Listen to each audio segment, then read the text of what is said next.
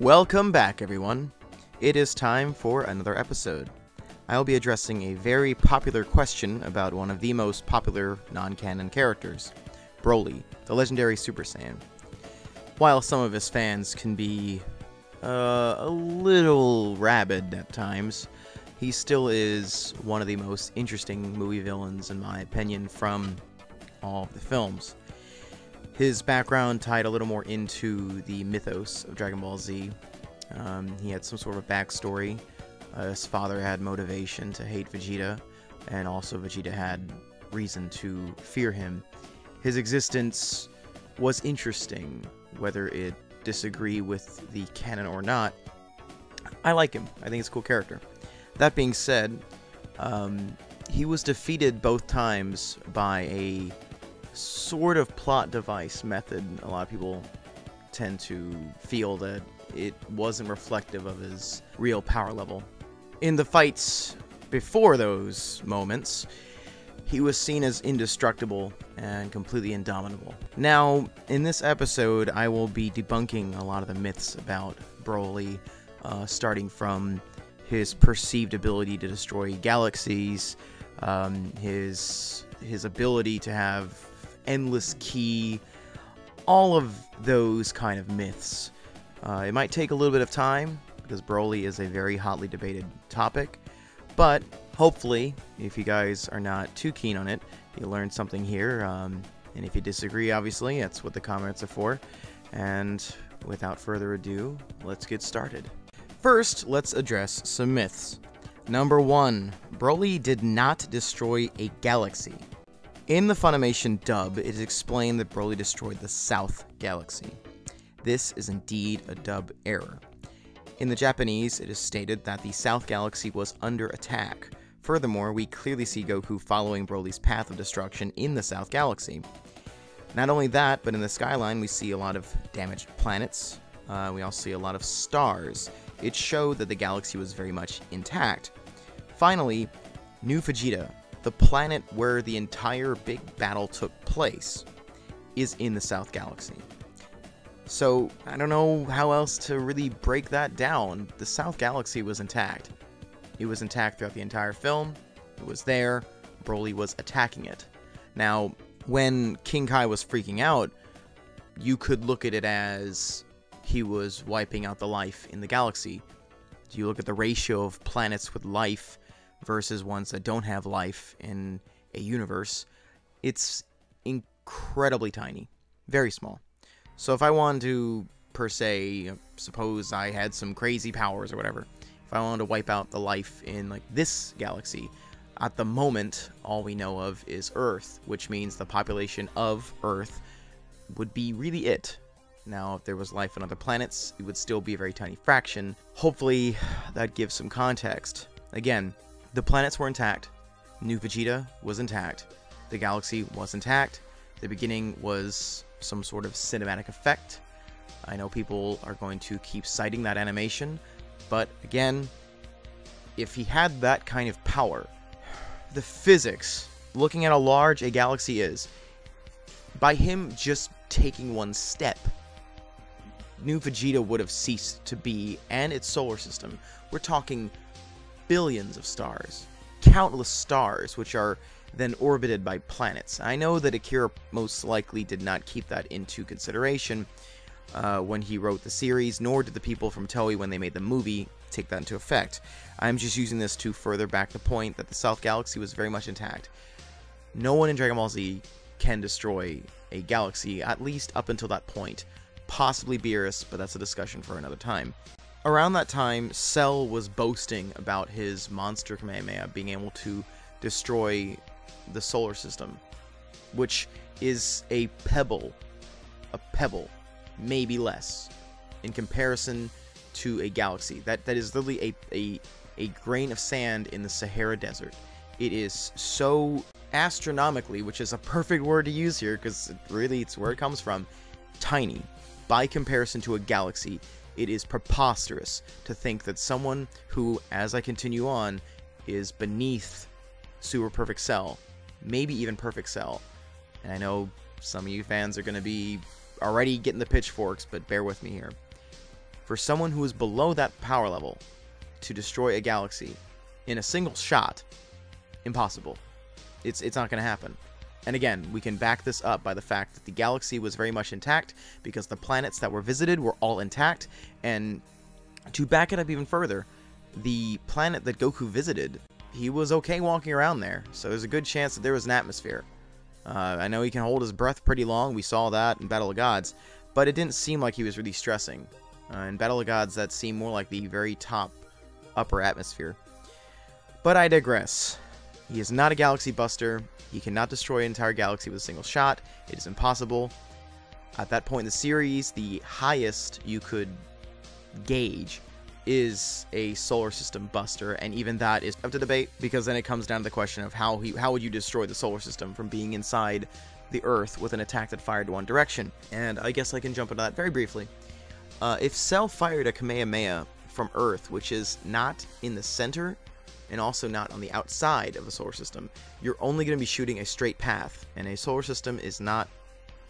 You don't just line the planets up. It's not like bowling, where you just, you know, fire a Kamehameha at the top bowling pin or whatever, and they all come tumbling down. It would fire outwards, and he would have to have amazing precision just to hit one other planet. And so far, we've only seen a few attacks that have wiped out planets, and every single time that it happens, the planet is relatively nearby, even in filler, which there was a moment in the filler where Goku reflected or punched back one of Frieza's attacks, and it destroyed a neighboring planet. But even with that, it didn't exactly travel too far, and again, it's filler, but hey, we're talking about Broly, so I'm not exactly sure, you know, what's fair game, so we can at least acknowledge it. Again, the difference between a solar system and a planet, that alone is gigantic. So if Frieza 50% struggled with destroying a planet, and I know he was holding back, so we can give him the benefit of the doubt, even though planets are very different. The composition of Jupiter is very different from the composition of Earth and Mars, and vice versa. We don't know what Namek was made of. We don't know the kind of materials. We don't know the force required to destroy the planet. Apparently, Frieza also underestimated it. But again, let's just assume that a power level of 530,000, which is roughly Frieza Form 1, could casually destroy a Earth-sized planet, which is not the case. Vegeta has 10 times Earth's gravity, which, and we get into the physics of that, which means it's going to take more power to destroy Vegeta than it does to destroy Earth. So we can even throw in the assumption that a power level of 10,000 can destroy Earth. There was a video made by Vegito 1089, the planetary equation, that really showed the power scaling of all this. At 10,000, if that's enough to destroy Earth, you're gonna most likely have to get to the Cell Saga levels just by kind of higher end power scaling to be able to wipe out a solar system. Because you're talking about an energy blast that can span roughly a light year versus the amount you have to cross or destroy for Earth. It is incomparable, and the only way you can remotely get there is by high-end power scaling. So the Cell statement makes sense, but it has to be understood that if he fired from Earth, at best he would get, and the planets would have to be perfectly aligned, he would wipe out a few of the planets on the way out. But you'd be firing from one direction. To wipe out a solar system, you have to fire from outside and fire a blast with the radius to hit all the planets. Or, this next one is a theory that I abide by because it makes the most sense. Or you fire at the sun. If you fire at the sun and you have enough power to make it go nova by blowing it up, then you have an argument by turning the sun into a bomb. The explosion would then wipe out the solar system, since the planets they rotate around it, they orbit around the sun, so they would have to be in the radius of effect, especially if you amp it with a gigantic blast like Cell had. So, with all those in mind, we're still splitting hairs over who can destroy a solar system. We're not even touching galaxy. A galaxy is exponentially to an outrageous value higher than a solar system. It is impossible. And I am even factoring in, like, Majin Buu, Super Saiyan 3, Goku, Vegito, even with that, you're not even getting into galaxy territory. You're not even in the ballpark of galaxies. It's just not happening.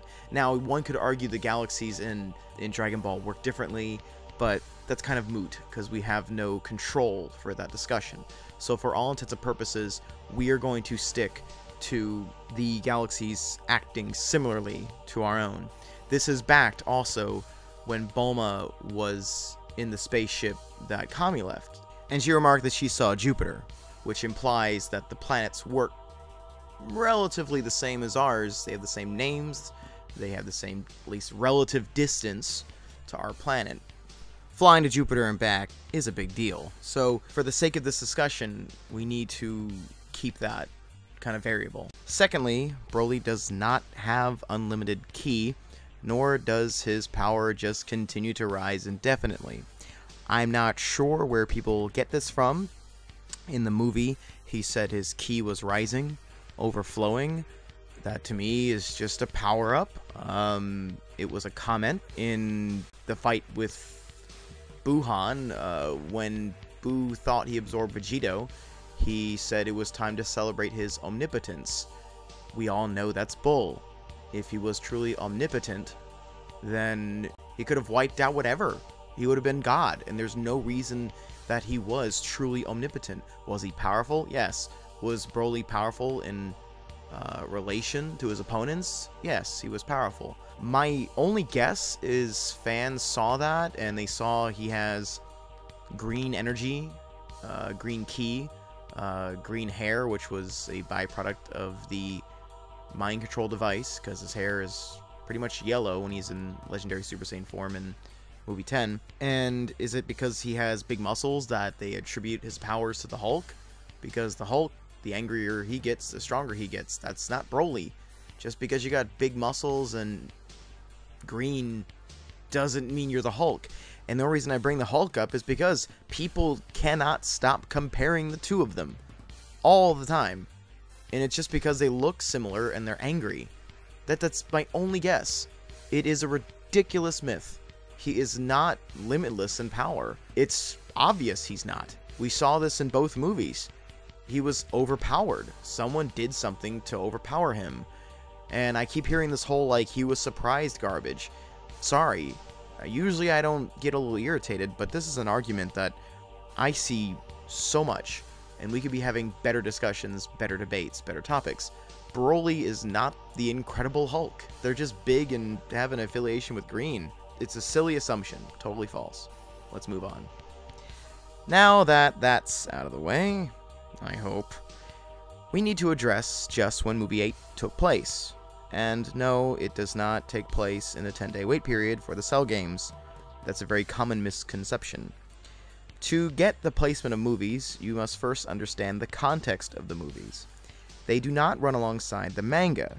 They're more like a snapshot of what's going on in the anime at the time. Movie 8 was released on March 6th, 1993, in between episodes 176 and 177. That means the movie wasn't even in development during the Cell Games wait period in the first place. We see more indications such as Gohan clearly doing worse than Goku, Trunks, and Piccolo. How is this possible if Gohan was the strongest in the Cell Games? And no, I'm not talking about a Super Saiyan 2 form. It is clearly shown that Gohan was stronger than Goku in his mastered Super Saiyan state. This is due to the fact that this movie was created around the time that Goku and Gohan were in the Time Chamber. Gohan is a new Super Saiyan, and at this point, Goku was just starting to master a form beyond Super Saiyan. Kinda like Beta Master Super Saiyan. Also, a mastered Super Saiyan state acts as though Super Saiyan is their actual base form, and to go all out, you must power up once you're already in the state. Both major showings of the form, we see this. In the movie, however, it is never shown once. This is a fundamental part of mastering the form. Instead, Goku and Gohan simply power up alongside Trunks. So where does this place Broly?